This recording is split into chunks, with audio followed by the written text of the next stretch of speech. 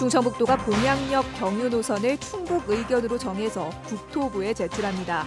제천 패싱 논란을 잠재우기 위해서 제천을 순방한 이시종 지사는 주민들의 거센 항의를 받았습니다.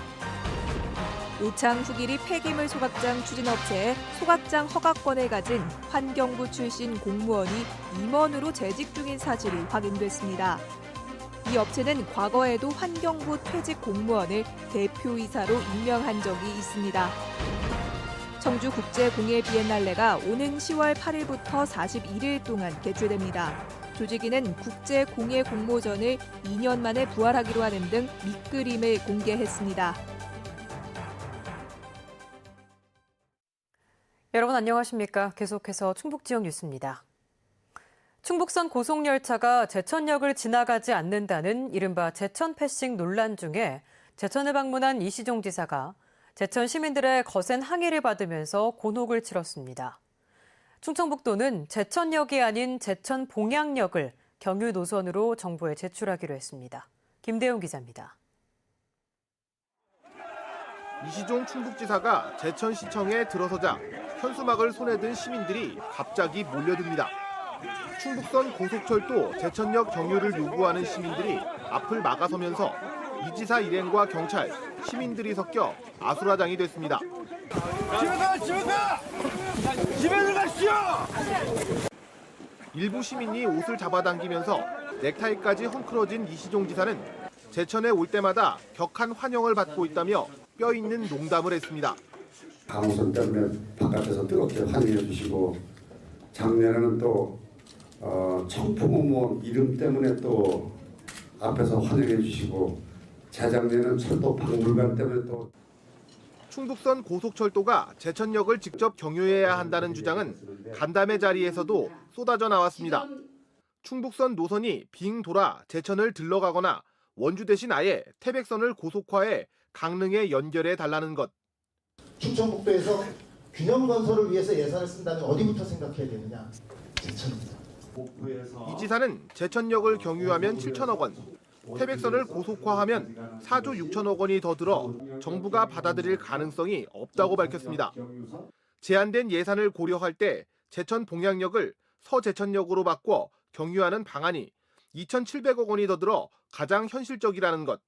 무리하게 요구하다 오히려 다 잃게 될 수도 있다고 경고했습니다.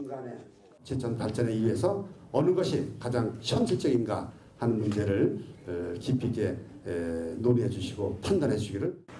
충청북도는 제천 봉양역 경유와 오송 연결선 등을 포함한 사업비 1조 9천억 원을 정부에 제출할 예정입니다. 정부가 정한 금액보다 4천억 원이 늘어난 것이어서 일부가 빠지게 될 가능성도 적지 않습니다. MBC 뉴스 김대웅입니다. 한편 충청북도가 정부에 제출할 충북선 고속화 노선에 동충주역 신설은 포함되지 않았습니다. 충청북도는 동충주역 신설 문제는 충주시가 연구 용역을 통해 타당성이 먼저 확보돼야 정부에 추가로 제안할지 검토할 수 있다고 밝혔습니다. 이에 앞서 조기령 충주시장은 균형 발전을 위해 충주 산청면에 동충주역이 꼭 필요하다며 충청북도와 정부를 설득하겠다고 밝혔습니다. 얼마 전 경북 안동의 한 공사장에서 노동자 3명이 추락해 숨졌고 같은 날 충북에서도 5명이 구조물과 함께 떨어져 다치는 등 산업 현장 사고가 끊이질 않고 있는데요. 안전수칙의 중요성을 배울 수 있는 종합체험장이 제천에 문을 열었습니다. 이지영 기자입니다. 공사 현장에서 갑자기 불길이 치솟습니다. 밀폐된 공간에서는 작업하던 노동자가 쓰러지고 거추장스럽게 여긴 안전띠는 결국 추락사고로 이어집니다. 화재와 폭발, 끼임사고, 감전 등 유형화된 재해만 33가지. 안전보건공단이 전국에서 6번째로 세운 안전체험 교육장에 마련한 산업 현장의 사고 모습들입니다. 현장에서 경험할 수 있는 것들을 이쪽 한쪽에 다 모아놓다 보니까 정말 짧은 시간에 많은 것들을 체험할 수 있는 정말 효율적인 공간을 만들어준 것 같습니다. 가상현실인 VR을 이용한 코너에서는 임시 구조물 틈새로 떨어지는 공구에 무너지는 발판까지 눈앞에서 재현됩니다. 이러한 가상현실로 막연했던 위험을 체감할 수 있어 안전의식을 보다 높일 수 있습니다. 대충 썼던 보호구며 허투루 지켰던 안전수칙이 얼마나 중요한지를 일깨우고 있습니다. 일반 시민들은 물론이고 특히 관련 산업 종사자들의 참여가 필요한 이유입니다. 노동자들에게 어떠한 식으로 안전을 알려주고 상황을 개선해야 될지 알기 때문에 노동자들뿐만 아니라 사업주에게도 상당히 중요한 역할을 할 것으로 기대됩니다. 제천 안전체험 교육장은 개인은 현장 접수로, 단체는 인터넷 등으로 일주일 전에 예약한 뒤 이용할 수 있습니다. MBC 뉴스 이지연입니다. 청주 오창 폐기물 소각장을 둘러싼 의혹이 꼬리에 꼬리를 물고 있습니다. 대가성이 의심되는 발전기금에 이어 이번엔 환경부 출신 공무원이 해당 업체의 고위 임원으로 재직 중인 사실이 확인됐는데요. 이 퇴직 공무원은 소각장 허가권을 가진 금강유역환경청에서 수년간 근무한 전력이 있었습니다. 정재영 기자의 단독 보도입니다. 환경부 감사 담당관실에서 근무했던 공무원 A씨. 이후 금강유역환경청을 거쳐 환경부 생활하수과와 환경기술경제과에서 2015년까지 5급 사무관으로 일했습니다. 그런데 정년을 1년여 앞둔 2016년 돌연 명예퇴직을 신청한 뒤 서기관 승진과 동시에 환경부를 떠나 한 사업체의 부사장으로 취직합니다. 현재 후기리 소각장 신설을 추진하고 있는 바로 그 폐기물 처리 업체입니다. 업무 관련성 때문에 해당 업체에는 서기관 이상 환경부 퇴직 공무원의 취업이 제한되지만 A씨는 공직자윤리위의 취업 심사 없이 입사할 수 있었습니다. 퇴직 발령일에 승진한 공무원의 경우 실제 직급은 전날을 기준으로 하기 때문에 심사 대상에 포함되지 않은 겁니다. 후기리와 같은 지정 폐기물 소각장에 대한 허가권을 가진 금강유역환경청에서도 5년 동안 근무했던 A씨. A씨는 해당 업체 취업을 위해 퇴직했고 금강청을 포함한 현직 환경부 공무원들과의 친분도 인정했습니다. 다만 폐기물 관련 업무는 공직에서 한 적이 없고 소각장 등에 대한 부정 청탁도 하지 않았다는 입장입니다. 폐기물 관련 업무라고는 전혀 관련성이 없습니다. 방문은 제가 했습니다. 다만 그게 이제 우리 회사에 관련된 어떤 행정 자체에 따른 그 회사 업무로 가서 이제 추가적인 설명이라든가 이런 걸 이제 얘기를 나눈 것이지. 이 폐기물 처리 업체는 과거에도 또 다른 환경부 퇴직 공무원을 대표이사로 임명한 적이 있습니다. 해당 업체는 A씨의 입사 이후 후기리 소각장의 처리 용량을 늘리며 지정 폐기물을 추가했고 허가기관은 청주시에서 금강청으로 바뀌었습니다. MBC 뉴스 정재영입니다.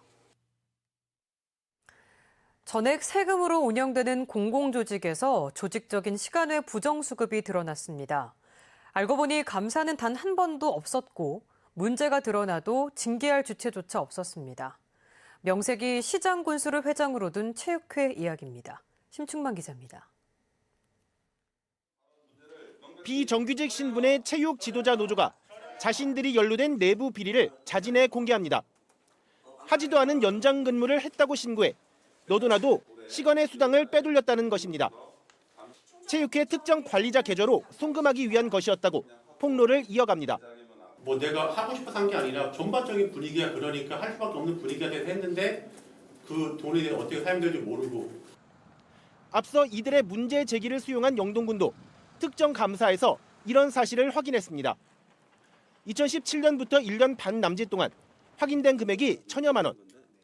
비정규직 지도자들에 대한 갑질 등도 확인돼 중간 관리자급 4명이 징계 대상에 올랐습니다.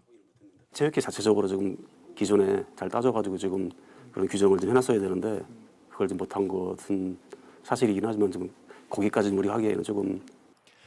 징계 요구를 담은 감사 결과를 통보했더니 체육회는 우왕좌왕했습니다. 징계 주체인 인사위를 어떻게 꾸릴지 조직 규정조차 없었던 것입니다. 연간 20억 원이 넘는 세금으로 운영되는데도 감사 한 번 없었으니 인사위도 필요가 없었던 것입니다. 답답한 노조원들이 내부 문제 제기를 밖으로 꺼내든 이유입니다. 아직도 직무 정지를 시키지 않고 결제 라인에서 배제를 시키지 않아 생활체육 지도자들이 결제를 못 받아 일상 업무가 진행이 안 되고 있다. 부랴부랴 정관상 관련 규정을 만들어 인사위를 꾸린 영동군 체육회는 일단 징계 대상자 가운데 한 명을 직위 해제한 상태입니다. 영동군은 감사 대상자들의 이의 신청에 따라 재감사를 진행하고 있습니다. MBC 뉴스 심충만입니다. 올해로 11회를 맞는 청주 공예 비엔날레가 200일 앞으로 다가왔습니다. 올해 비엔날레는 옛 연초 제조창은 물론 정북 토성과 고가, 빈집까지 활용해 다양한 볼거리를 제공할 것으로 보입니다. 김영일 기자입니다. 세계적인 공예 축제로 자리 잡은 청주 공예 비엔날레가 카운트다운을 시작했습니다. 공예의 미래와 꿈을 화두로 던진 올해 비엔날레 주제는 몽유도원이 펼쳐지다. 공예 클러스터로 거듭난 옛 연초 제조창을 넘어 정북동 토성과 율량동 고가 등 다양한 공간에서 비엔날레가 열립니다.